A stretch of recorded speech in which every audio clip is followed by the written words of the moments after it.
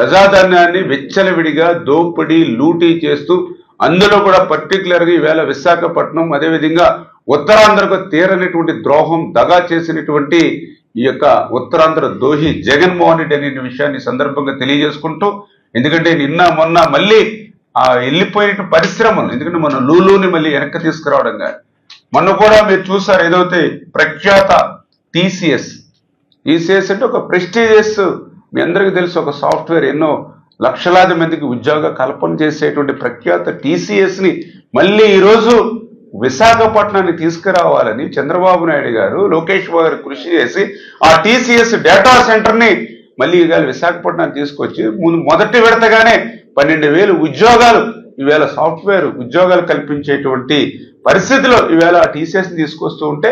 మరి వాటికి కేటాయించినటువంటి భూముల మీద కూడా ఈరోజు కుట్రపూరితంగా నీ అవినీతి పత్రికలో అవినీతి పదాలతో అచ్చులేయించి మళ్ళీ ప్రజల్ని తప్పుదారి పట్టించాలనే విషయంలో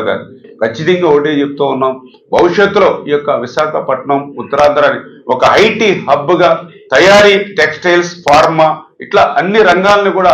అభివృద్ధి చేసి మళ్ళీ యువతకు ఉద్యోగ ఉపాధి అవకాశాలు కల్పిస్తామని చెప్పి కూడా మీ ద్వారా కూడా తెలియజేసుకుంటూ